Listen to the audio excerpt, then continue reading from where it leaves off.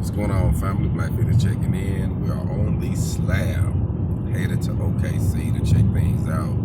You know, doing some pioneer stuff, about to relocate and start over. So we got to go down here and find a place to stay and check out a couple of opportunities in the area. So that's what we're doing today. I got baby on the ones and twos. She's a slab rider. Okay. She's a slab rider. Needless to say, the highway is clear. Is clear today. So far, I think we went through. Was that Flagstaff where it said they had a curfew?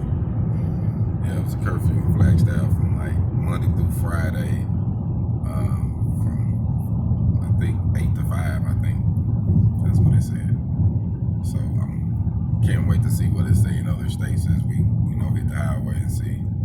I think we got to go through Texas and New Mexico. So let's see what it says in New Mexico. So just checking in with y'all, man. Give us your prayers. Hold on.